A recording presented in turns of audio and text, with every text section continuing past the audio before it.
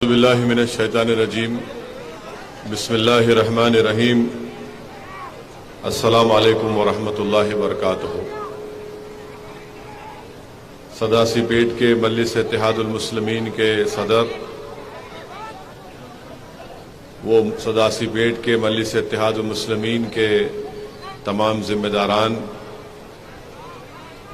ज़हीराबाद के मजलिस इत्तेहादुल मुस्लिमीन के सदर, वो तमाम अराकीन मजलिस इत्तेहादुल मुस्लिमीन ज़हीराबाद, संगारेड्डी के मजलिस इत्तेहादुल मुस्लिमीन के सदर मोतमद व तमाम अराकीन,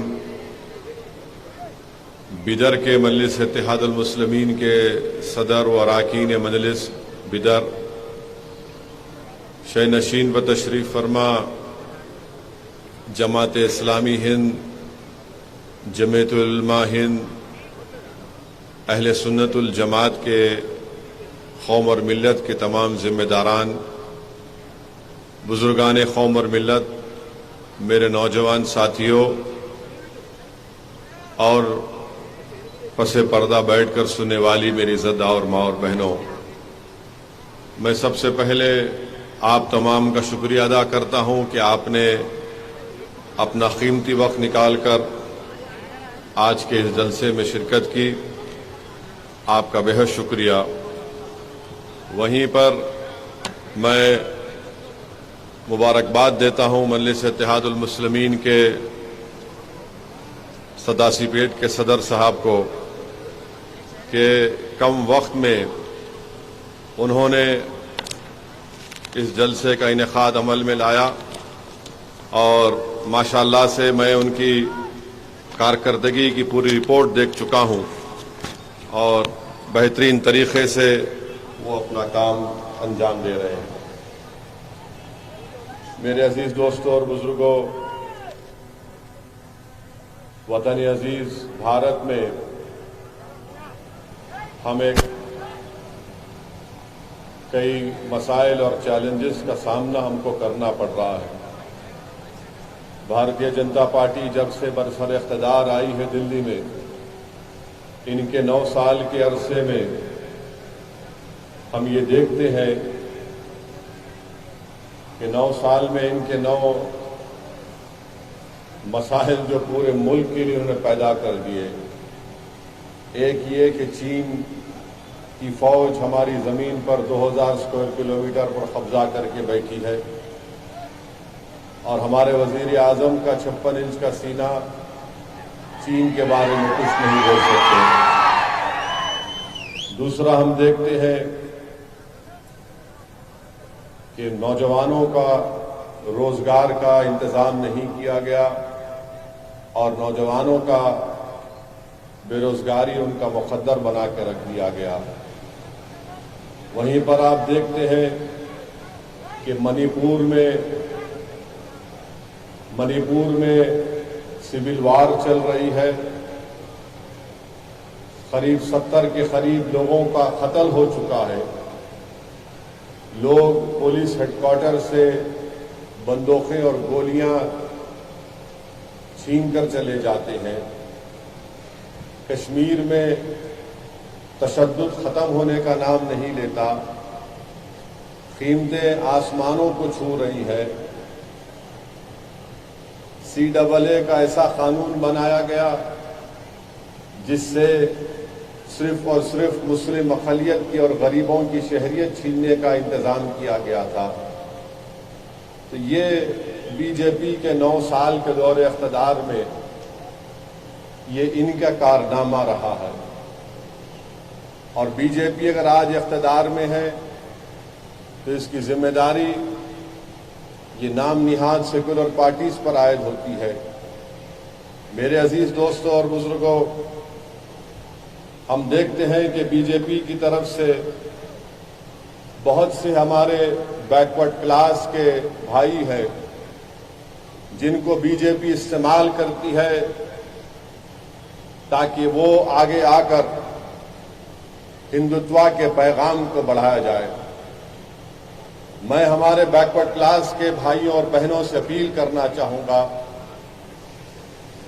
कि आप अगर ये समझते हैं कि मुसलमानों की वजह से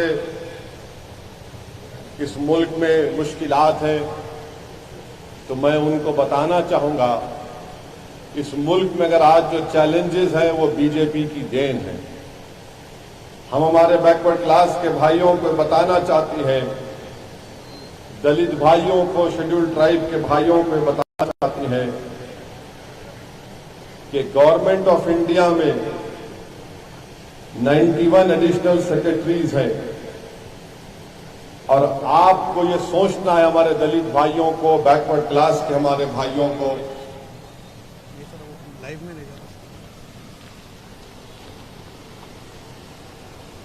ये सोचना है कि आपकी नुमाइंदगी कितनी है।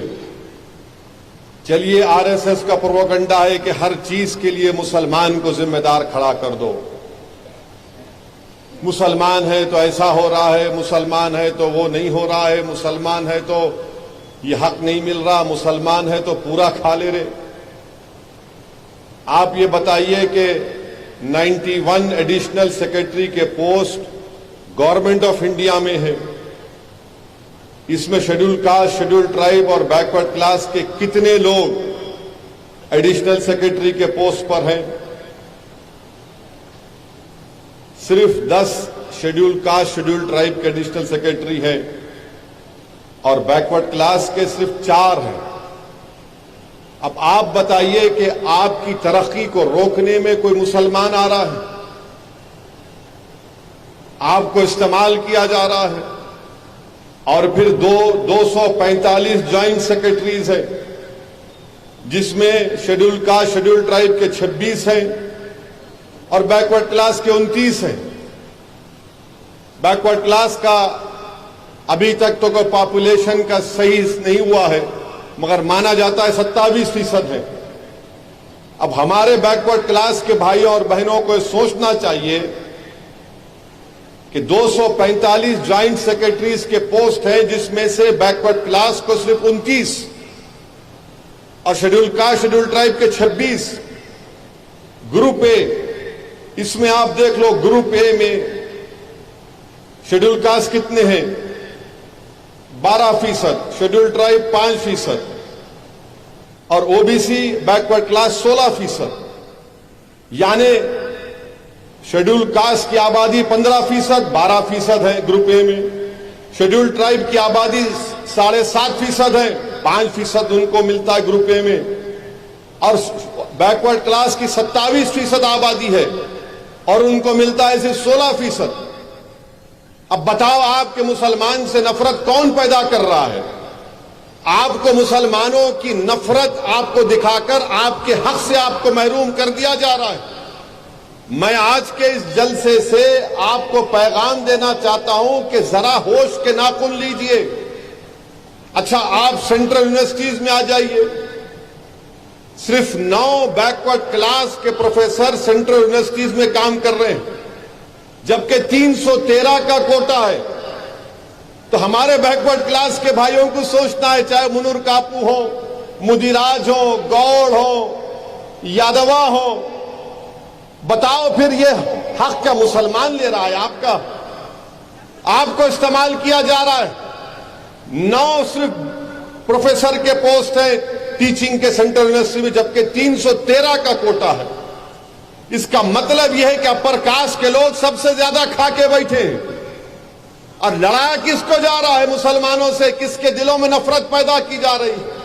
अच्छा, अब जो इंफॉर्मेशन 10 मिनिस्ट्रियों की है, पब्लिक सेक्टर बैंक्स की है, सेंट्रल पब्लिक सेक्टर अंडरटेकिंग्स की है, अब आप ये बताइए कि इसमें जो बैकलॉग पोस्ट है 92,589 बैकलॉग पोस्ट है, इसको अगर फिल किया गया तो 2012 अप्रैल से दिसंबर 2016 तक इसकी फुलफिल हुआ, माने फिल किया गया। अब तक 13,035 पोस्ट बैकवर्ड क्लास के खाली पड़े हैं। क्या असदुद्दीन ओवैसी का भड़काऊ भाषण उसको रोक रहा है उन पोस्टों में फिल करने के लिए? पूछो, आप हमारे बैकवर्ड क्लास के भाइयों को पूछना चाहिए। अच्छा, जो गवर्नमेंट पार्लियामेंट में डेटा टेबल करी है, 10 सेंट्रल डिपार्टमेंट है गवर्नमेंट ऑफ इंडिया के, defence production, railways, financial service, post, defence, housing, urban affairs, home affairs, atomic energy, revenue, education. ये जनवरी 1, 2021 का डेटा बोल रहा हूं। शेड्यूल कास्ट के वेकेंट पोस्ट हैं 17,880। शेड्यूल ट्राइब के वेकेंट पोस्ट हैं 14,000। हमारे बैकवर्ड क्लास के भाइयों के पोस्ट खाली है 19,280। यानी तीनों को मिला लिए तो 51,000 पोस्ट खाली है। और हमको कहा जाता है मुसलमान जिम्मेदार है। मुसलमान कहां जिम्मेदार है? जिम्मेदार तो नरेंद्र मोदी है जो आपको नौकरियों से महरूम रख रहा है। जिम्मेदार तो आरएसएस है जो आपको प्रोफेसर के ओहदों पर नहीं लाना चाहती है। जिम्मेदार तो हिंदुत्व की आइडियोलॉजी है जो आपको नौकरियों से महरूम रख रही है। और क्या बोलते हैं? नहीं, मुगल बादशाह अकबर जिम्मेदार है, औरंगजेब जिम्मेदार है। अरे अकबर औरंगजेब को मर के कितने साल हो गए? 400 साल, 300 साल। मगर ये तो नौकरियां हैं ना। 9 साल में आपको कितनी नौकरी मिली बताओ गवर्नमेंट ऑफ इंडिया में? तो हमारे बैकवर्ड क्लास के भाइयों और बहनों को यह सोचना है, जो मैं डेटा दे रहा हूं, जो दे चुका हूं, अगर कोई इनकार कर रहा तो बोलो, किसी मुकाम पे वक्त तय करो, मैं आने तैयार हूं। कोई चड्डी वाले आरएसएस को लाके बिठाओ, 5 मिनट नहीं बैठ सकता हमारे सामने। मगर अब जो बैकवर्ड क्लास के लीडर्स बीजेपी में, उनकी जबान इस पे नहीं खुलती कि भाई इतने पोस्ट खाली क्यों हैं, इसका जिम्मेदार कौन है? कि गवर्नमेंट ऑफ इंडिया के 10 सेंट्रल डिपार्टमेंट में 51,224 वैकेंसीज रिजर्व पोस्ट में क्यों खाली हैं? खाली 34,000 फिल किया गया। इस पे बोलो, नहीं बोलते। अच्छा, फिर इनसे पूछो आप, 10 मिनिस्ट्री के डिपार्टमेंट, मिनिस्ट्रीज हैं, डिपार्टमेंट है, बैंक है, फाइनेंशियल इंस्टीट्यूशन है, इसमें ओबीसी के पोस्ट इतने खाली क्यों हैं? 13,535 खाली है। अब इसके बरक्स आप देखो, तेलंगाना में जो बीजेपी के कायदीन है, या अमित शाह अगर हैदराबाद को आते, क्या बोलते अमित शाह? गाड़ी का स्टीयरिंग ओवैसी के हाथ में है। अमित शाह साहब, अगर गाड़ी का स्टीयरिंग मेरे हाथ में है तो फिर गवर्नमेंट ऑफ इंडिया का पूरा कंट्रोल तो आपके हाथ में है ना। आप क्यों नहीं दे रहे दलितों को, शेड्यूल ट्राइब को, बैकवर्ड क्लास को नौकरियां? 9 साल से बैठ के आप क्या किए बताओ? प्राइम मिनिस्टर आपका, डिफेंस मिनिस्टर आपका, पूरे आपके। मगर इसके बावजूद भी क्या असदुद्दीन ओवैसी जिम्मेदार है? नौकरी नहीं दिए तो अमित शाह। हैदराबाद को उतरते ही पेट में दर्द शुरू हो जाता, पेंचिश हो जाती। अब ओवैसी को बोलना है, ओवैसी को बोलना है। अरे भाई, इसके ये पोस्ट जिम्मेदार कौन है बताओ आप? ग्रुप ए में इतनी वैकेंसी की, दलितों को उनका हिस्सा क्यों नहीं मिलता? हाईएस्ट ग्रुप ए में शेड्यूल कास्ट सिर्फ 12% क्यों है? ओबीसी 16% क्यों है ग्रुप ए में? बोलो अमित शाह, बोलो बीजेपी वालों, कुछ नहीं बोलेंगे इस पर। हमारे बैकवर्ड क्लास के भाइयों और बहनों को यह बात सुनना पड़ेगा। आपको मुझसे नफरत हो सकती है, नफरत करो आप, मुझे कोई इतराज नहीं है। मगर याद रखो, असदुद्दीन ओवैसी की नफरत में इतने अंधे मत हो जाओ कि तुम बर्बाद हो जाओगे। तुमको नौकरी नहीं मिल रही है, तुमको नौकरियों से दूर रखा जा रहा है। क्यों? क्योंकि मुसलमान का खतरा दिखा दो। हद तो यह हो गई कि सेक्रेटेरिएट बन गया, तो सेक्रेटेरिएट बना तो बीजेपी का एक लीडर बोलता कि उसमें गुंबदें हैं, हम आए तो तोड़ देंगे। अबे तोड़ दे, अभी तोड़ दे, क्या करना है हमको? तुम क्यों इंतजार करते हो इख्तिदार में आने का? तुमको तो जरूरत ही नहीं है ना। तुम तो 6 दिसंबर को 1992 को सुप्रीम कोर्ट का वादा करके तुमने बाबरी मस्जिद को शहीद करा। तो जाओ सेक्रेटेरिएट तोड़ दो, लेके जाओ एक 5-6 लाख के मजमे को, बोलो हम खाली गुम्मत तोड़ते, तोड़ो। वो गुम्मत नहीं है। सेक्रेटेरिएट का जो नक्शा बनाया गया है, बोधन में एक पुरानी मंदिर है, गुजरात में एक हनुमान की मंदिर है, महबूब नगर में एक घर है, उसको देखकर डिजाइन किया गया, मगर इनको गुंबद नजर आई। अरे क्या ख्वाब में भी तुमको शेरवानी नजर आती क्या? सेक्रेटेरिएट के गुंबद को तोड़ देंगे? तोड़ो, अभी भी तोड़ सकते हैं आप जाके, आप तो तोड़ने में माहिर हैं, आप तो तोड़ ही सकते हैं, आप जोड़ कहां सकते हैं? आप जोड़ना आपको आता नहीं, दिलों को तोड़ना आपको आता है, मिलाना आपको नहीं आता, नफरत फैलाना बीजेपी को आता है। मगर ये जो पॉइंट है, इस पर बीजेपी को जवाब देना है, अमित शाह को जवाब देना है। जो तेलंगाना के बीजेपी के लीडर बात करेगी, पाता बस्ती नहीं, वहां पे लाइट चोरी होती नहीं, लाइट डायरेक्ट लेती। अरे तुम झूठ पे झूठ बोले जा रहे हो। इलेक्ट्रिसिटी डिपार्टमेंट का डेटा आया है कि पुराने शहर में चोरी नहीं होती, उनका जो जितना कंजम्पशन है, कितना रेवेन्यू आ रहा है, देख लो उसमें। मगर नहीं, पाता बस्ती। अरे दीवाने, पाता बस्ती में हमारे हिंदू भाई भी रहते हैं, दलित भाई भी रहते हैं, बैकवर्ड क्लास के भाई भी रहते हैं, और बड़ी तादाद में रोज दारुसलाम को आकर इस दीवाने से काम भी लेकर जाते हैं। मगर नहीं, नफरत करना इनका काम है। नहीं, इन्हों सेक्रेटेरिएट में वो कर दिए, वहां पर ऐसा कर दिए। ये तेलंगाना के बीजेपी के कायदीन बात करेंगे एक ही बात, नहीं ओवैसी चला रहा गवर्नमेंट को, मैं चला रहा हूं गवर्नमेंट को। तुम्हारे चिचा होंगे केसीआर, मेरे नहीं है क्या? नहीं, उन्होंने सुनते होंगे। अरे कौन सुनता हमारी बात? हम तो ताकत के बलबूते पर अपनी बात को मनवाते हैं। ये जो मजमा आज बैठा हुआ है, ये पैगाम दे रहा है टीआरएस को भी, बीजेपी को, कांग्रेस को भी, ये पैगाम दे रहा है। और ये बोलते हैं कि नहीं, इन्हों ऐसा कर रहे, इनकी वजह से तेलंगाना में हिंदू खतरे में है। अरे तेलंगाना में अगर कोई खतरे में है तो तेलंगाना के बीजेपी के लीडर्स परेशान हैं कि अब क्या होना है, क्या कर सकते।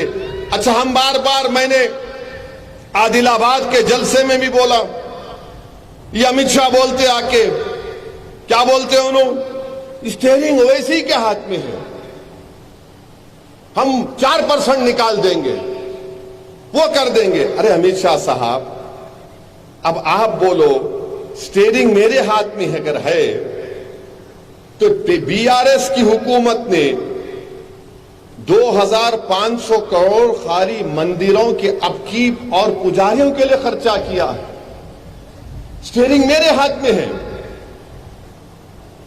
चीफ मिनिस्टर ने जगतियाल डिस्ट्रिक्ट में हनुमान मंदिर कॉम्प्लेक्स कोडागट्टू में वादा किया कि 1000 करोड़ रुपया लगाएंगे। स्टीयरिंग मेरे हाथ में है। 1000 करोड़ का वादा चीफ मिनिस्टर ने किया। 2021 के बजट में बीआरएस की हुकूमत ने कहा कि हम 720 करोड़ रुपये मंदिर और अर्चकास के वेलफेयर, फलाह बहबूद के लिए इस्तेमाल करेंगे। 4.5 करोड़ 25 लाख रुपये वेंकटेश्वरा स्वामी टेम्पल दुब्बाका में इस्तेमाल करेंगे। फिर उसके बाद यादाद्री की मंदिर को 1800 करोड़ रुपए से बनाया गया है। स्टीयरिंग मेरे हाथ में है। और फिर बोलते हैं कि इन्हों मिले हुए हैं 1800 करोड़ यादाद्री मंदिर, और वेमुलवाड़ा की मंदिर पर 60 करोड़ रुपए गवर्नमेंट ने खर्चा किए। कोंडागट्टू मंदिर पर 100 करोड़ रुपए, बासरा की मंदिर पर 50 करोड़ रुपए, धर्मापुरी की मंदिर पर 50 करोड़ रुपए, भीरकुर की मंदिर पर 13 करोड़ रुपए, कोमरावली मंदिर पर 11 करोड़ रुपए, दुब्बाक की मंदिर पर 3 करोड़ रुपए, सिद्दीपेट की शिवा टेम्पल पर 2 करोड़ रुपए, 50 लाख गंगापुरम की मंदिर के लिए, 30 लाख गोडम सत्यनारायण की मंदिर के लिए और फिर 156 करोड़ स्पेशल डेवलपमेंट फंड मंदिरों की तरक्की के लिए और 1890 करोड़ रुपए under the temple work fund for the development of यानी मंदिर के जो लोग आते हैं मंदिरों को पूजा करने के उनकी सहूलत के लिए। फिर धूपा दीपा नवोदयम स्कीम के तहत 200 करोड़ रुपए सैंक्शन हुए। अब आप बता, स्टीयरिंग मेरे हाथ में है। अच्छा, अगर मेरे हाथ में है तो अमित शाह आपको दर्द क्यों हो रहा? मंदिर तो बन रही ना आपकी। ये बीजेपी के लोगों को तकलीफ क्यों हो रही है? अगर मेरे हाथ में स्टीयरिंग है तो इतने करोड़ रुपया मंदिर को लगे, बोलो ना तुम। नहीं, गुम्बद को तोड़ेंगे। अरे तोड़ जाके, तेरे दम है तो बोलता कहीं को। अरे तोड़ेंगे तो अरे क्या लुंगी उठा के डरा रहा हमको? जाके तोड़ के दिखा हमें तो उधर को। नहीं, गाड़ी का स्टीयरिंग इनके हाथ में है। बाप की जागीर है। जो मुंह को आप बोले तो मैं भी बोल सकता हूं बात। नरेंद्र मोदी से लेके पूरा शिद्रा निकाल देता हूं आरएसएस का, खड़े खड़े यहां पे बोले जा रहे। ओल्ड सिटी पे सर्जिकल स्ट्राइक करते, बाप की जागीर है। कब करते बोलो, मैं अकेला ठहरता हूं, आओ देखेंगे क्या होता। सर्जिकल स्ट्राइक करते क्या? हम क्या चुड़िया पहन के बैठे हैं? और हमारी मां और बहनें चुड़िया पहन के भी बैठी है तो उन्हों काफी है तुम्हारे लिए। पाता बस्ती में सर्जिकल स्ट्राइक, अबे जाके चीन पे कर दम है तो बोल नरेंद्र मोदी को कि चीन को खाल के फेंको। डेप्सांग और डेमचाक से 2000 स्क्वायर किलोमीटर चीन कब्जा करके बैठा। नहीं, हम ओल्ड सिटी पे सर्जिकल स्ट्राइक करते। अरे कौन सा सर्जिकल स्ट्राइक करते बाबा?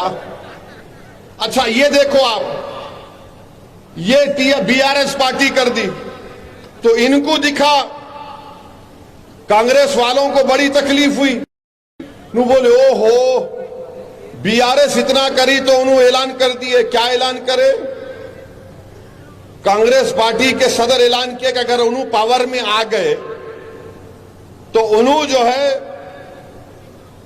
100 राम मंदिर हर असेंबली कॉन्स्टिट्यूंसी में 10 करोड़ से एक लागत से बनाएंगे। अरे क्या हो रहा मेरे भाई, ये क्या हो रहा हमारे तेलंगाना में?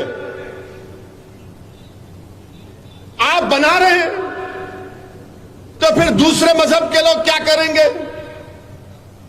दूसरे मजहब के लोगों को इंसाफ नहीं होगा क्या? मगर लफ्ज मुसलमान इनकी जबान से निकलता नहीं, किसी भी पार्टी से नहीं निकलता। सब के सब बीजेपी को अगर हराना है तो आइडियोलॉजी पर हराओ। ये अगर आप झुमरी तलैया ये करते रहेंगे, इससे नहीं बीजेपी को हरा सकेंगे आप बताइए। कांग्रेस एक ऐलान करती है, अच्छा फिर उसके बाद कांग्रेस भी क्या बोलती? नहीं नहीं, असद भाई उनके साथ है ना। अरे तुम किसके साथ हो मेरे को बताओ। और हमको कोई एतराज नहीं है कि आप मंदिरों को बीआरएस की सरकार ने दिया, बहुत अच्छा किया, देना चाहिए। मैं भी एक मजहबी मुसलमान हूं। अगर हमारे हिंदू भाइयों की मंदिर में आस्था है, मानते हैं, मगर यह बोलना बीजेपी के मेरे हाथ में स्टीयरिंग है। अरे मेरे हाथ में अगर स्टीयरिंग होता तो फिर ओल्ड सिटी में जो एक 6 किलोमीटर की 5 या 6 किलोमीटर का मेट्रो है उसकी लाइन आ जाती अब तक। मगर बीआरएस की हुकूमत माइंड स्पेस से हाईटेक से लेके शमशाबाद तक 21 किलोमीटर की अब मेट्रो रेल की लाइन डालना चाह रही। ओल्ड सिटी में जो एक हिस्सा बाकी है फलकनुमा तक, उसको 500 करोड़ रुपए होना, मगर बीआरएस की हुकूमत जो है माइंड स्पेस से शमशाबाद एयरपोर्ट तक 5680 करोड़ का टेंडर कॉल कर दिए, मगर स्टीयरिंग मेरे हाथ में है। बीएचईएल से लेकर लाइन यहां तक थी, कैंसिल हो गई, मगर स्टीयरिंग मेरे हाथ में है। आखिर क्या हो रहा है ये? यही तो आपको बताना चाह रहा हूं। फिर यहां पर आप देख लो, मजलिस इत्तेहादुल मुस्लिमीन ने तेलंगाना की हुकूमत को सितंबर 2021 में हमने एक डॉक्यूमेंट बनाकर बीआरएस हुकूमत को दिया कि जिस तरह हमारे दलित भाइयों को दलित बंधु की स्कीम में 10-10 लाख रुपए दिए जा रहे, हमने पूरा डेटा बनाकर दिया सितंबर 2021 में कि मुसलमान जो तेलंगाना में है उसमें 5% मुसलमान बिलो पॉवर्टी लाइन के हैं। हमने ये बीआरएस हुकूमत से डिमांड किया कि उन मुसलमानों में से 5% जो बीपीएल में, उसमें से 1% को 1% मुस्लिम्स को आप 10 लाख एक खानदान को दो।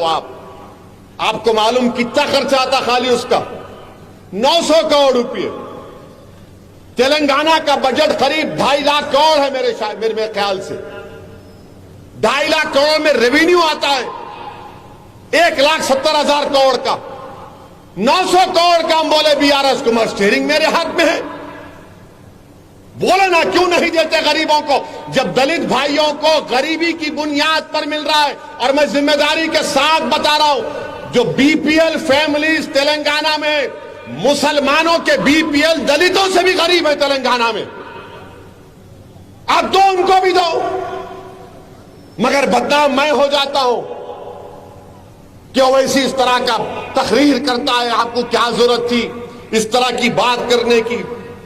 900 करोड़ रुपयों से खाली डीबीटी। और कितना रेवेन्यू है? रेवेन्यू एक्सपेंडिचर तेलंगाना का 1,70,000 करोड़ के बराबर है। कितना आपको देना पड़ेगा? कुछ नहीं है इसमें। इसीलिए हम तेलंगाना की हुकूमत से इस बात का डिमांड करते हैं कि तेलंगाना के जो मुसलमान बीपीएल फैमिलीज है उसमें 1% लोगों को आप दलित बंधु की स्कीम की तरह मुस्लिम बंधु स्कीम का ऐलान करो। और 10-10 लाख रुपए उन गरीबों को मिलना चाहिए। क्यों नहीं मिलना बताओ आप? अगर मैं डेटा खोल के बताऊंगा तो आप हैरत करेंगे। पूरी स्टडी मेरे पास है। आप अंदाजा भी नहीं कर सकते कि गुर्बत जो बीपीएल बिलो पॉवर्टी लाइन जो मुसलमानों में दलितों से भी गरीब है, शेड्यूल ट्राइब के बराबर गुर्बत है। मगर हम पे इल्जाम लगा देते इन उनसे मिले हैं, इन उनसे मिले हैं। अरे तुम लोग पूरे एक जगह बैठ जाओ, मैं तुम्हारे को बिरयानी खिलाता हूं। तुम्हारे को बड़े की पसंद नहीं, छोटे की खिलाता हूं। छोटे की पसंद नहीं, तरकारी की खिलाता हूं। तुम लोग तीनों एक कमरे में बैठ कर डिसाइड कर लो, गाड़ी वाले, हाथ वाले, कमल वाले, ओवैसी क्या है। मगर तीनों के लिए हम भाईजान बने हुए हैं। तीनों के लिए हम भाईजान बने हुए हैं। अरे ये क्यों बोले आप? अरे क्यों नहीं बोलूं? मैं सच्चाई को बयान कर रहा हूं, झूठ नहीं बोल रहा हूं। डेटा दे रहा हूं। माहिरीन को बिठाकर, प्रोफेसर आमिरुल्लाह खान हो, प्रोफेसर शाबान साहब हो, उनको बिठाकर वो लोग बना कर दिए दो। मगर आप सुनने तैयार नहीं। 2200 करोड़ का यकीनन बजट है माइनॉरिटीज का। उसमें से 1617 करोड़ स्कूलों में चले जाते, 400-500 करोड़ उसका ऑफिस का खर्चा है। अच्छा, वो स्कूलों को आपने ग्रेजुएट डिग्री तक लेकर चले गए, वो 100 करो। गाड़ी की स्कीम का क्या हुआ बताओ मेरे को? उसके बारे में कोई जवाब नहीं देंगे। बीजेपी बोलती पाताबस्ती सर्जिकल स्ट्राइक करेंगे, ओवैसी के हाथ में स्टीयरिंग है। फाइनेंस मिनिस्टर तेलंगाना बोलते कि हर असेंबली हल्के में हम एक दवाखाना खोलेंगे 100 बेड का। बहुत अच्छा है, खोलिए आप, गरीबों को फायदा होगा। मगर उस अस्पताल को चलाने डॉक्टर कहां से आएंगे? मैं पिछले 5 साल से पुकार रहा हूं, अरे उस्मानिया हॉस्पिटल को बनाओ, नई बिल्डिंग है, बनाओ। मीटिंग लिए पिछले साल मई में finance minister, health minister Mahmood Ali deputy CM बैठे थे मर्री चन्ना रेड्डी के एचआरडी ऑफिस में। बोले कि देखो ऐसा नक्शा बनाए, ऐसा बनाएंगे, पुरानी बिल्डिंग को रखेंगे, इसके तरफ में ऐसा बनाएंगे, वो बनाएंगे। 1 घंटे का पूरा बाजा बजा। मैं बोला भाई साहब वो सब छोड़ दो, बनाते कब बोलो। बनाते कब ये बोल दो। साउथ तेलंगाना का सबसे बड़ा मरकज उस्मानिया हॉस्पिटल, अब आप देखो वहां पे निम्स में 2022 करोड़ का एक्सटेंशन हो रहा। वरंगल में अस्पताल बन गया, बहुत अच्छा है। वो जब साइकिल वाला जो गम के पैंडिला मार मार के भाग गया आंध्रा को, वो नायडू गांधी का दवाखाना बनाया, उस्मानिया का नहीं बनाया। अरे उस्मानिया के नाम से नफरत क्यों है मेरे को बताओ। मैं तो खड़ा रह के बोला कि अगर तुमको बिल्डिंग पसंद नहीं है तोड़ दो उसको, मगर गरीब परेशान हो रहा है। हिंदुस्तान का मशहूर मेडिकल कॉलेज है, बनाओ उसको आप, मगर नहीं, निम्स को बनाएंगे। क्यों नहीं बनाएंगे भाई? वो सिर्फ ओल्ड सिटी के गरीबों के लिए नहीं है, पूरे साउथ तेलंगाना के गरीब परेशान हैं, मगर बनाना नहीं चाहते आप। ओल्ड सिटी में 6 किलोमीटर का एक मेट्रो है, 500 करोड़ नहीं। आप माइंड स्पेस से शमशाबाद 5,600 करोड़ रुपए का टेंडर कॉल करे, अब इस जून में उसका टेंडर ओपन होगा, मगर बीजेपी बोलती मेरे हाथ में है। क्या दूल्हे की गाड़ी है? हर कोई आके बाजू बैठ जाएगा, है? मेरे हाथ में है, मेरे हाथ में है। अरे तुम्हारे दोनों हाथों में लड्डू है। दिल्ली में तुम बैठे, यहां तुम बैठे हुए हैं। गुलाब जामुन तुम्हारे मुंह में है, मलाई तुम्हारे जेब में है, तेल तुम्हारे हाथों में है। हमारे पास क्या अपनी जबान है जो तुमको पसंद नहीं आती, इसलिए कि सच्चाई को बयान करती है। तुम यही चाहते ना कि सच्चाई को बयान ना करो।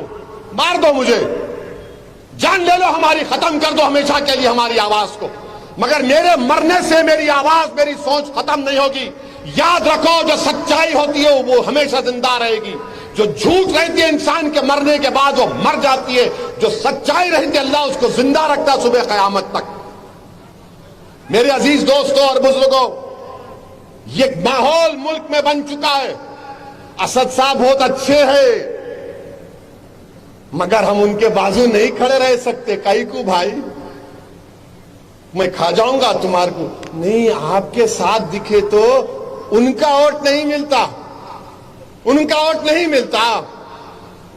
यानी हमारा साथ होना, मगर साथ में फोटो नहीं होना।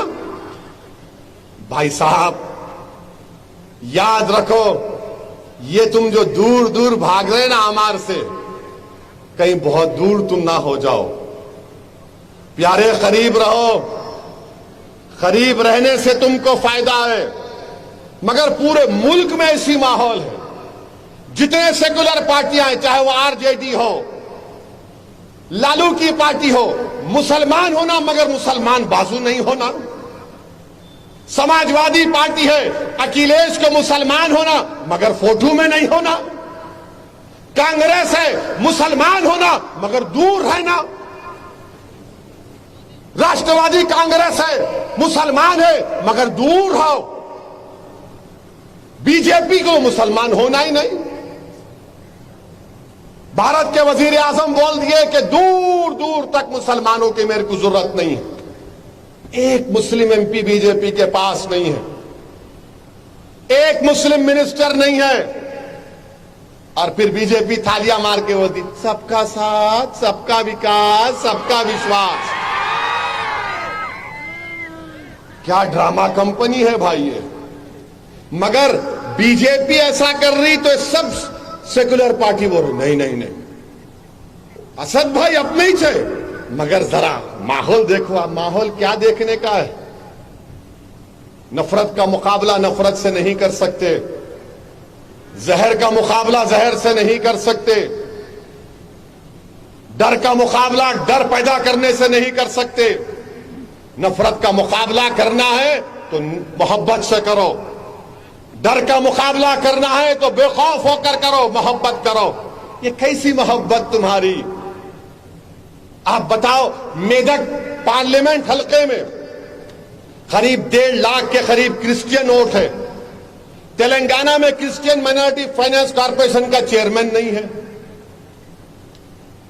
अब मेदक का जब पार्लियामेंट का इलेक्शन होगा, आज याद रखना मेरी बात को आप, एक बहुत बड़ी शख्सियत मेदक के पार्लियामेंट इलेक्शन में इलेक्शन लड़ेगी। 1.5 लाख के करीब क्रिश्चियन वोट, और हम तो माशाल्लाह उसमें अच्छे खासे हैं। मगर जब इलेक्शन होगा, अरे भाई देखो क्या हो रहा है। अरे मेरे दोस्त, बीजेपी की जब से हुकूमत बनी है, सबसे ज्यादा निशाना किसको बनाया गया है? गोश्त के नाम पर अखलाक को मारा गया, आपको नहीं मारा जाता। गोश्त के नाम पर पीलू रगबर को मारा गया, आपको नहीं मारा जाता। प्रधानमंत्री ने कहा कि कपड़े देखकर पहचानो, जेलों में हमको डाल दिया गया। देश के गद्दारों को गोली मारो डैश डैश बोले तो पुलिस की कस्टडी में हाथों में जंजीर है, गोली मार दी गई। 8-8 लाख की बंदूक है, 16 लाख की 2 बंदूक है जो भारत में बैन है, गोली मार दिए। अरे हम मर रहे हैं, जेल में हम सड़ रहे हैं, पीटा हमको जा रहा है, गालियां हमको दी जा रही हैं, देशद्रोही का इल्जाम मुझ पर पड़ता है। बताओ ऐसे माहौल में क्या कर रहे हैं लोग? नहीं, खरीब मताओ, हम है ना तुम्हारे लिए। तुम क्या कोई पिक्चर के हीरो है? सुपरमैन की तरह यूं आ जाएंगे? कहीं नजर नहीं आते। हम तमाम से कह रहे हैं, बशमूल बीआरएस की हुकूमत से, याद रखो फिरका परस्ती का ये नाग सांप अपना सर उठा रहा है। अगर तुम इस नाग सांप का मुकाबला नहीं करोगे तो फिर नुकसान तुम्हारा होगा। अरे मैं तो 75 साल से लड़ते आया हूं, मेरे बाप दादा लड़ते आए, मेरे बाप दादा कुर्बानियां देते आए, मेरे बाप दादा अपनी जान और माल को कुर्बान किए। मगर तुम क्या कुर्बानी दे सकते हो? तुमको जिंदगी का खौफ, मुझे मौत का डर नहीं। तुमको जेल से डर, अरे हमको तो दुनिया हमारे लिए जेल है। बताओ, सोच लो हमारी बात को। 2024 में अगर बीजेपी को हराना है तो मोहब्बत अगर करते ना तो खुल के करना। ये खाली चिलमन के पास उन्होंने आए नहीं आए, चेहरा दिखा नहीं दिखा। अरे जब प्यार किया तो खुल के बोलो हम प्यार करते तुमसे। और मंजलिस की ये फितरत रही है, मंजलिस जिसको दोस्त बोलती दोस्ती निभाती, और जिस दिन मंजलिस कहती है कि नहीं दोस्त नहीं तो पूरी ताकत से मुकाबला करते। उस पोजीशन पर मत लाओ मंजलिस को, उस पोजीशन पर मत लाओ हमको।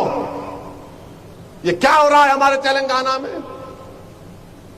क्या हो रहा है बताओ आप? कैसे तमाशे हो रहे हैं? जगतियाल में हमारी बहन बस से बैठी है, झगड़ा होता है 2 औरतों का, खत्म था। पुलिस कैसा ही आता, आके थप्पड़ मारता उसको और खाली ट्रांसफर कर देते उसको। आप उल्टा उस बच्ची पे मुकदमा है, बच्चों पे मुकदमा है। अच्छा किए जो एहतजाज किए। मैं सलाम करता हूं उन तमाम मुसलमानों को जिन्होंने उस बच्ची कर जो तमाचा मारा, उस पर एहतजाज किया। मैं सलाम करता हूं तुमको। कुछ नहीं होता, डरने की जरूरत नहीं है। अगर तुम ऐसी डरते रहोगे फेसबुक को आके अरे छोड़ो निकालो। मगर क्या हो रहा है? बोले जा रहे हैं, गालियां दिए जा रहे हैं। हर कोई बीजेपी का आता गाली देता हमको। आईपीसी इस्तेमाल क्यों नहीं किया जाता उन पर? अरे नहीं नहीं, इधर ठहरो भाई, इतना जज्बात में मत करे। क्या जज्बात में नहीं आना? कानून नहीं है क्या? कानून का इस्तेमाल नहीं होगा? मेरे अजीज दोस्तों और बुजुर्गों, फिर आप आ जाइए। आपके जिले में हमारे सदर साहब लंबी एक लिस्ट बना के दिए कि साहब जरा बोलो इसके बारे में। सदासी पेट के रुकने असेंबली कांग्रेस के हैं, दिखते ही नहीं बेचारे। जग्गा कहां है तुम सारे जग्गे हमारे नहीं दिखते, हमारे एरिया में दिखते ही नहीं। इनको भी डर है, नहीं मुसलमान के करीब गया तो वोट नहीं मिलता मेरे को। हम क्या कोई अछूत है? हमारे को लगाए तो क्या, हाथ लगाए तो क्या तुमको कोविड हो जाता? नहीं नहीं, दिखते ही नहीं, गायब है उन्होंने। सदासी पेट की म्यूनसिपैलिटी 25 करोड़ का तरक्याती फंड। भाई आप सबको दो ना, मुसलमान इलाकों को भी दो। आप नहीं देना चाहते, मगर स्टीयरिंग मेरे पास है। कब्रस्तान की 5 एकड़ अराजी बाउंड्री वाल के साथ दिया गया, मगर उसको इस्तेमाल करने के लिए और फंड होना, मगर नहीं। वो शादी खाने की अराजी, उसको अच्छा करना है, पैसे नहीं दिए जाते। सदासी पेट में हमारी बच्चियों के लिए उर्दू मीडियम डिग्री कॉलेज नहीं होने से तुलबा की तालीम तर्क हो जा रही है। खोलो ना स्कूल, कॉलेज, डिग्री कॉलेज खोलिए। कलेक्टर साहब आप तो खोलो कम से कम। अच्छा, सदासी पेट में एक मुसलमान के राशन छाप है नहीं? है नहीं। अरे तुम तो मुंह खोलो, मेरे से मोहब्बत नहीं करते तो बोलो ना, प्यारे खुल के बोलो। एक तो राशन छाप दो। गाड़ी का स्टीयरिंग मेरे है तो कम से कम दिखाने के लिए तो दे दो। एक राशन कार्ड, एक राशन छाप दो। एक भी मुसलमान के पास नहीं है, मगर 4% रिजर्वेशन है। फिर आप वो देखिए, क्या है ये? हाँ, असल बात, संगारेड्डी असेंबली हल्के में 62,000 मुस्लिम वोट है जग्गा। बीआरएस वालों हमारे पास 62,000, और जितनी पोलिंग हम करते कोई भी नहीं करता। उस दिन हम लोग मोहब्बत में दीवाने होते, नहीं जाके मारना, ठकाठक ठकाठक ठकाठक मारना। मगर ठकाठक मार रहे तो ठकाठक मिलना भी ना कुछ। हारी ठकाठक मारे, मगर उसके बाद हाँ मिलेंगे, हम है ना, आई को फिक्र कर रहे तुम। उनके 4-5 चमचों को भी जाते, अरे नहीं नहीं नहीं ऐसा है, अरे ये चोर है पूरे ये चमचे, ये अपना उल्लू सीधा कर लेते। तो ये काम है संगारेड्डी के असेंबली सदासी पेट में। फिर हमारे ख्वाजा साहब संगारेड्डी के मजलिस के सदर, उन्होंने बोले कि वक्फ बोर्ड की जमीन जो है 5 किलोमीटर दूर है, कब्रस्तान की सैंक्शन हुई। और फिर सर्वे नंबर 311 में वक्फ की जमीन है। ख्वाजा साहब उस जमीन पे कब्जा कर रहे टीआरएस के कारपोरेटर। क्यों? तुम्हारे अम्मा में जहेज में आई थी ये? ऐसे ही बोलना पड़ता है इन लोगों को।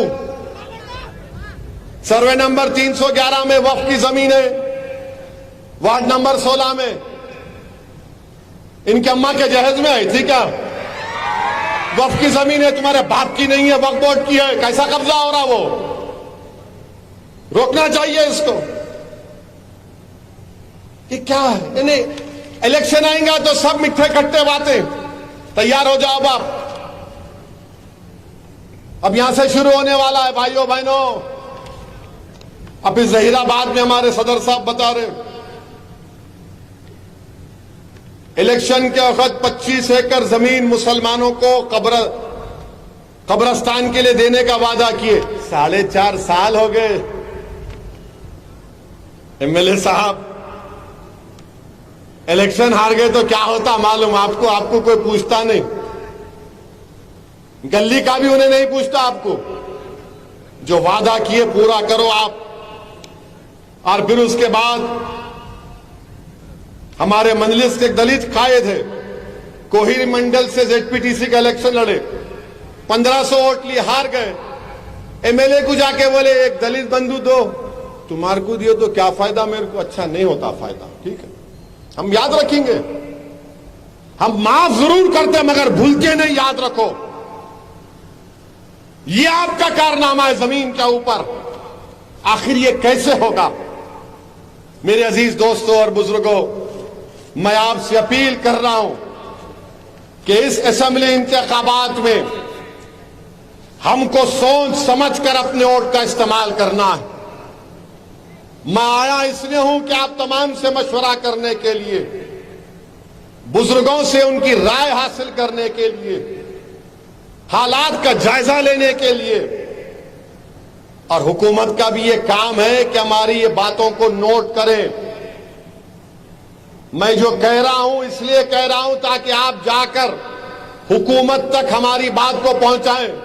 और माशाअल्लाह से जहां कहीं मेरा जलसा होता है वहां पर मोदी की तरफ से कदमी होता और रियासती पुलिस की तरफ से कदमी होता, दोनों लिखते साबिनु लव लेटर ये है आपका, सदुद्दीन ओवैसी ये बोले आपके बारे में। आप सुनिए उस बात को, उस पर अमल करिए। भारत के प्रधानमंत्री से तो अब क्या बोल सकते, पार्लियामेंट का इफ्तिताह हो रहा, प्रधानमंत्री लेट गए। देखे फोटो, आप देखे नहीं देखे, देखो ऐसा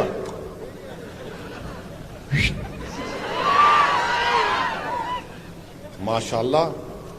मैं समझा कि एकदम क्या बात है भाई, क्या बात है। लोकसभा के अंदर गए प्रधानमंत्री तो हमारे हिंदू भाइयों के जो उनके मजहबी रहनुमा हैं उनको साथ लेकर गए। अरे आप जरा मुसलमानों को भी जाना था, ईसाइयों को लेकर जाना था, सिखों को लेकर जाना था, बौद्ध मजहब के लोगों को लेकर जाना था, सबको अंदर लेके जाना था। ये मुल्क सबका है ना, मगर नहीं, वहां नहीं लेके जाएंगे। मगर इन्हें बोलता मैं सेक्रेटेरिएट गुम्बद तोड़ देता हूं। तोड़ दे रहे भाई, हम पाथा बस्ती पे सर्जिकल स्ट्राइक करेंगे। क्या सर्जिकल स्ट्राइक करे तुम? बल्दिया का इलेक्शन हुआ, वो उत्तर प्रदेश के बाबा आके 4 घंटे फिर के गए। अमित शाह चार मीनार के दामन में आके बोले हम मजलिस को कर देंगे, पूरी टीम ताकत लगा दिए। और टीआरएस के बड़े बड़े लोग मेरे को बोल रहे थे असद भाई बहुत तवज्जो ले रहे, एहतियात करो। मैं बोला भाई साहब अपनी फिक्र करो, यह ऐसा है कि जो पुल क्रॉस करा यहां पे माहौल अलग होता। एनटी रामाराव भी बोले थे, चन्ना रेड्डी भी बोले थे, चंद्राबाबू नायडू भी बोले थे, राजशेखर रेड्डी भी बोले थे, उससे पहले वेंगल राव बोले, उससे पहले ब्रह्मानंद रेड्डी बोले, बीच में नरसिम्हा राव बोले, पंडित नेहरू से लेके नरेंद्र मोदी तक सब बोल रहे। मगर आपकी दुआओं का नतीजा है कि अल्हम्दुलिल्लाह ये आपका इत्तेहाद का खिलाफ आज तक आबाद है और सुबह क़यामत तक सियासी खिलाफ का आबाद रहेगा इंशाअल्लाह ताला। इन सबको तकलीफ है, मां क्या करना, मां कुछ नहीं कर सकते। इसलिए नहीं कर सकते क्योंकि अल्लाह का फजल और करम है, अहले दिल की दुआएं हैं, सदकाए नबी करीम सल्लल्लाहु अलैहि वसल्लम का और आपकी दुआएं हैं। और हम मर मिटने वाले हैं, वहां पर दिन रात काम करते हैं। मजलिस इत्तेहादुल मुस्लिमीन के एमएलए की तरह कोई पार्टी का एमएलए काम नहीं करता। दारुस्सलाम में 6 दिन 4.5-5 घंटे बैठकर आवाम से रास मुलाकात होती है। कोई मिनिस्टर से मिलना है तो उसको पूछना पड़ता, घर को जाके ठहरना पड़ता। यहां पर दारुस्सलाम में सीधा आज एक हमारी बहन दारुस्सलाम को आ गई, थोड़ा उन्होंने गर्मी है ना, थोड़ा उन्होंने आके मेरे को बोल रहे मेरे को एमपी बनना है हैदराबाद से, कब बना रहे मेरे को?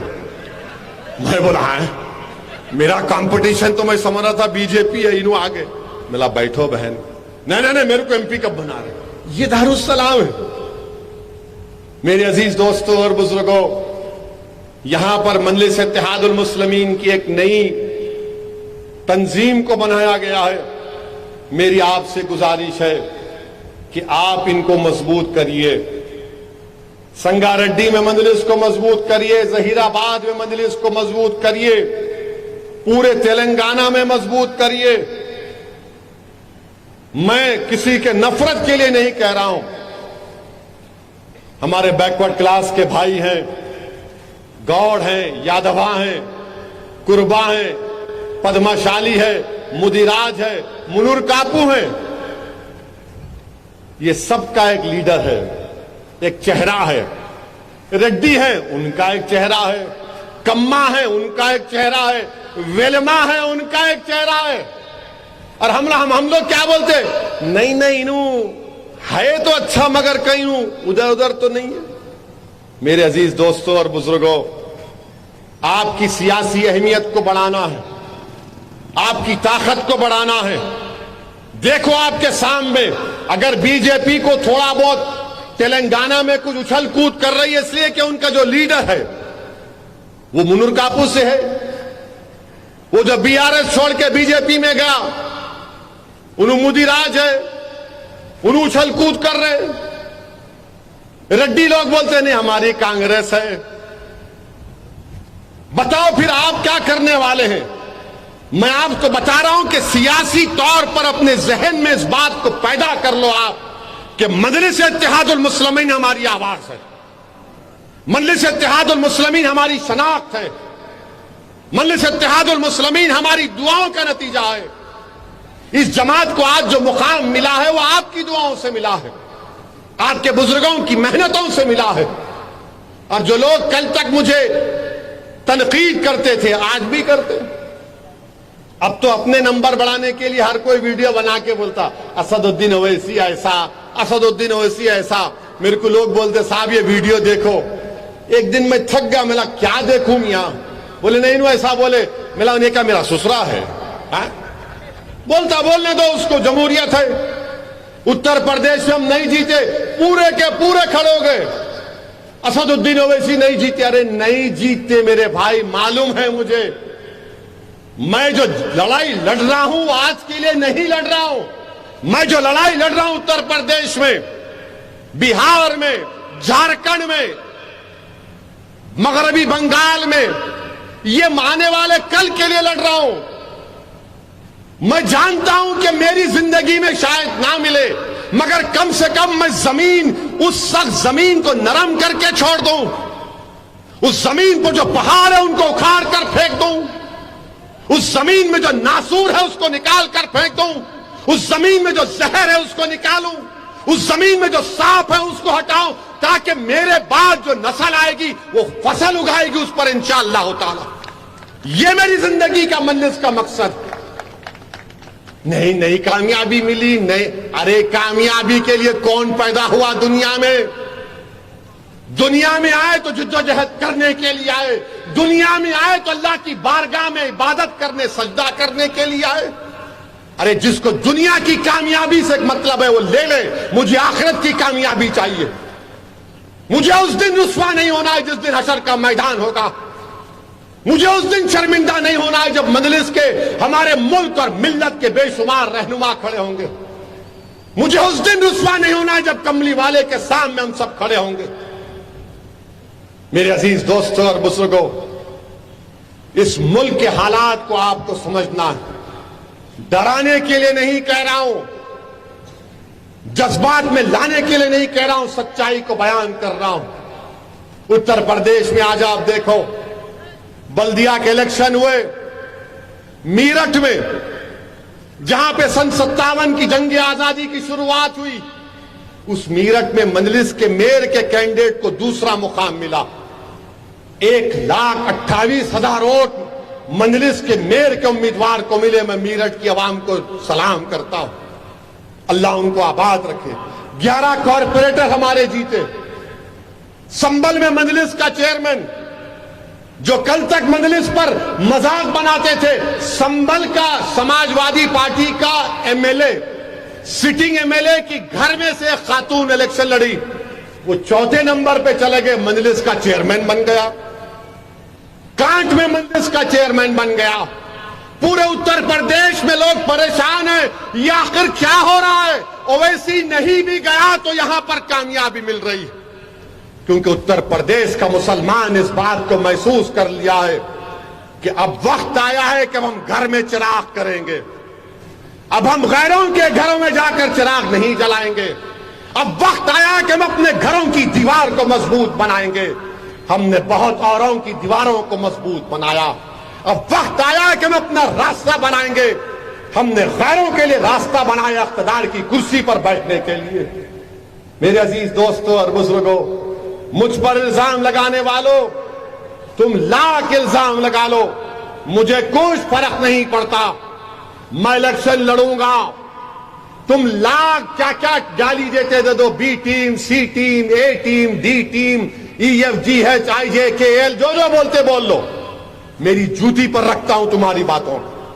मैं आवाम को जवाब दे हूं, ये आवाम मेरा साथ देने वाली है इंशाअल्लाह ताला। जो मुनाफिकीन हैं, जो बीजेपी से डरने वाले हैं, जो मोदी से डरने वाले हैं, जो इख्तिदार की कुर्सियों पर बैठने वालों से डरने वाले, वो तो घर में बैठ कर ही मजलिस पर तनकीद कर सकते। अरे मेरी गाड़ी पर 6-6 गोलियां चलाई गई, बोलो किसका सौदा किया? क्या मैंने अपनी जान का सौदा किया था? क्या मेरे घर में बीवी बच्चे नहीं हैं? क्या मेरे पास मेरी ज़ईफ मां नहीं है? क्या मुझ पर जिम्मेदारी नहीं है मजलिस की? मगर मिले हुए हैं। अरे तुम्हारी गाड़ी पर एक पत्थर पड़ गया तो तुम 8 दिन घर से नहीं निकलते। 100 गरीबों को खाना खिलाते, खत्मे बुखारी कर लेते, खत्मे कुरान कर लेते, उसके बाद फूक फूक के खत्म डालते। मेरी गाड़ी पर हमला हुआ, 24 घंटे के अंदर मैं निकला, मैं जाऊंगा यूपी को। बताओ किस लिए निकला? क्योंकि मुझे मेरी जिम्मेदारी का एहसास है। मुझे मालूम कि अल्लाह ने मुझे मुकाम दिया है, मुझे उसकी जिम्मेदारी को निभाना है। मुझे इस बात का अंदाजा है कि सबसे ज्यादा मुझसे पूछ होगी कि अल्लाह ने मुझे अपने बेशुमार नेमतों से नवाजा। अल्लाह ने जबान दी, अल्लाह ने एक सोच दी, अल्लाह ने दिल में धड़कता हुआ दिल दिया सीने में। जो किसी मुसलमान या गरीब हिंदू भी तड़पता है तो मेरा दिल में तकलीफ होती, वो मेरा मिजाज है। अजीज दोस्तों और बुजुर्गों, इसीलिए हम आपसे अपील कर रहे हैं कि मजलिस को मजबूत करो। आपके बुजुर्गों ने मजलिस को मजबूत किया है और आपको मजलिस को लेकर आगे बढ़ना है। यकीनन असेंबली इलेक्शन आएगा, कितने सीट लड़ना है, मीडिया वाले बैठे हुए हैं, कब बोलते हैं? नहीं बोलूंगा मैं। कितने लड़ते हैं नु, यहां क्यों आए?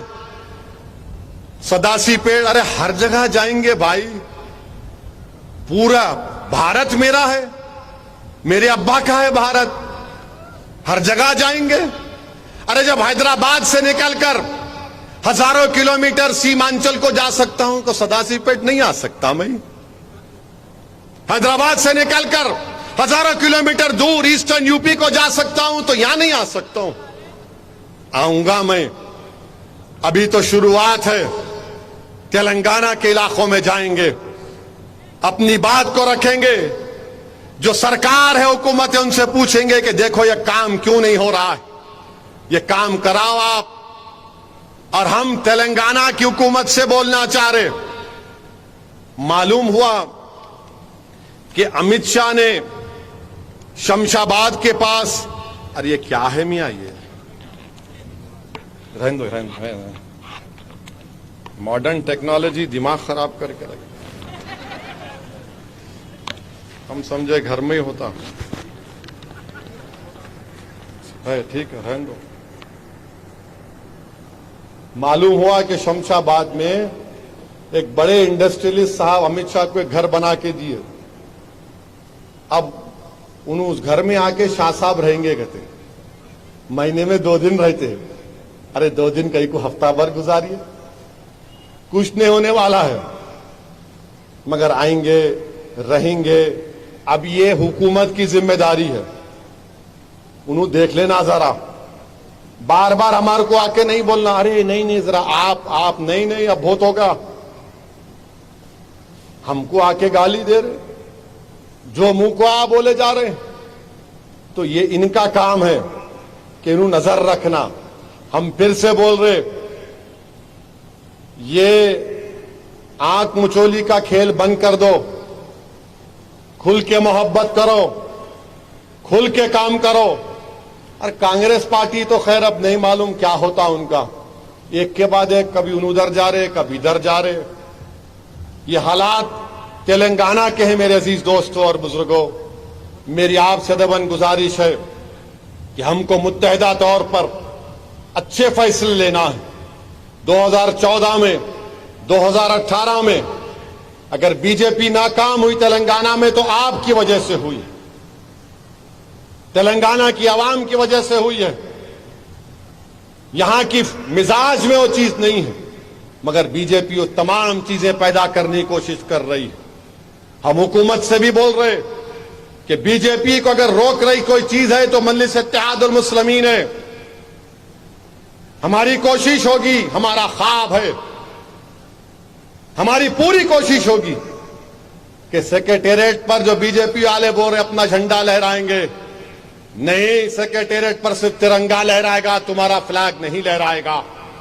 इंशाअल्लाह ताला तुमको शिकस्त होगी। मगर जो हुकूमत है वो ये ना समझे, हमको टेक फॉर ग्रांटेड ना ले। इन कहां जाते, हमारे पास ही आते। एक बात याद रखो, जिंदगी में खुदकशी करना हराम है, सियासत में खुदकशी करना हराम नहीं है। कोई अगर जिंदगी में खुदकशी करा तो बीच में लटकता हूं उन्हें, मगर सियासत में अगर हम खुदकशी करेंगे तो नुकसान किसका होगा आप देख लो। इसीलिए मेरे अजीज दोस्तों और बुजुर्गों, आपका बेहद शुक्रिया कि आप आए, मजलिस को मजबूत करिए और इंशाअल्लाह ताला मेरी पूरी कोशिश है कि तेलंगाना के दीगर इलाके जात में मैं जाऊं, आपसे मुलाकात करूं, आपसे बात करूं। आपका बेहद शुक्रिया। मेरे साथ नारा लगाइए, नारे तकबीर, नारे तकबीर, नारे तकबीर, नारे तकबीर, हिंदुस्तान। सलाम।